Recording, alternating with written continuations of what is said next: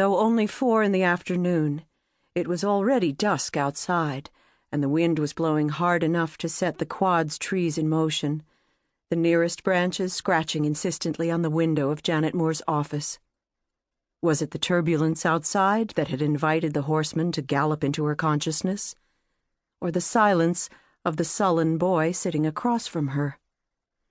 The lines were from a children's poem, the one Robbie read to Marcus, their son, every night before he went to sleep, and they haunted her with the force of a childhood memory, even though she'd never heard the poem until just over a decade ago as a grad student. Now it kept her up long after Robbie had come in and fallen asleep beside her, all night long in the dark and wet. And sometimes she'd wake in the middle of the night with the verses still echoing. Had they been some sort of dream, repeating on an endless loop? Lately, the horseman had appeared in her daylight thoughts as well. When jogging in the woods behind the college, she'd realize she was running to that unwelcome, unforgiving iambic cadence whenever the moon and stars are set, as if she were a horse herself.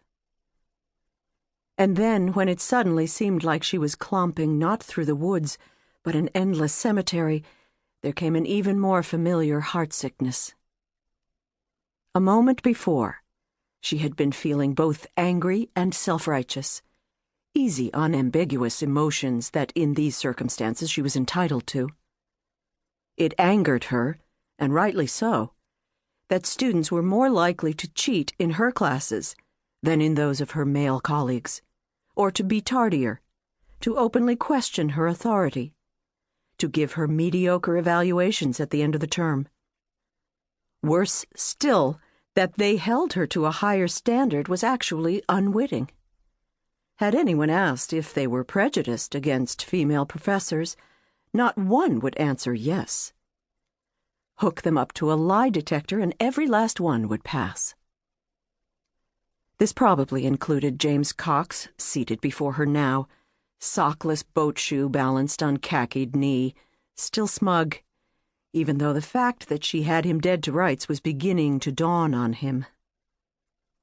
He was studying, or pretending to, the 2 typed pages she'd given him, one with his own name in the upper right-hand corner, and another that had been handed in to her 4 years earlier, with feigned astonishment, as if the similarities between them were just the damnedest thing, amazing, really, like frogs, thousands of them falling out of a cloudless sky.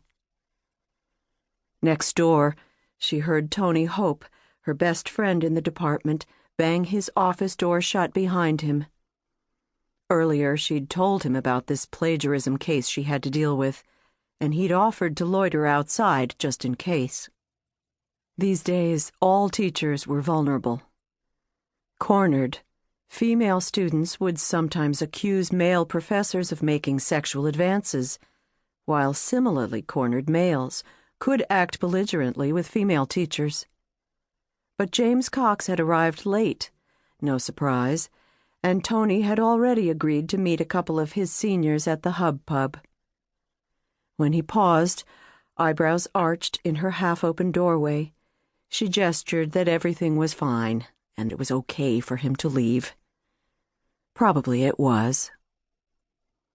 Tony shrugged, and then, before she could look away, did the jockey thing that always gave her a shiver. At the beginning of the term, she'd made the mistake of telling him about the Horseman, how Marcus refused to go to sleep until Robbie had read him the poem, and that afterward Robbie, unaware how deeply those lines weirded her out, would appear in their bedroom looking forlorn and hoping for sex. At times he even pretended to be the horseman of the poem, straddling her on the bed, reciting melodramatically, "Whenever the moon and stars are set." That was about as far as he'd get before she hissed, "Stop it!" Not wanting him to wake Marcus up, but also genuinely furious that he couldn't see how creepy this scenario was as foreplay.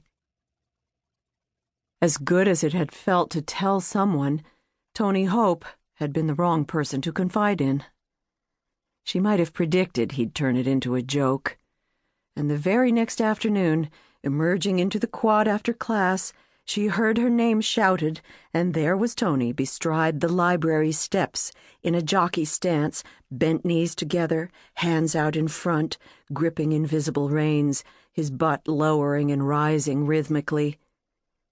Over the course of the semester, this act had become a flexible metaphor, that it was time to saddle up and teach another class, or to grab some lunch at the Union, or, as it did now, to lock up and head on out. See ya in the morning, sweetheart. When she heard the double doors at the end of the corridor clang shut, Janet turned back to her student, whose demeanor had changed dramatically. The feigned astonishment had evaporated.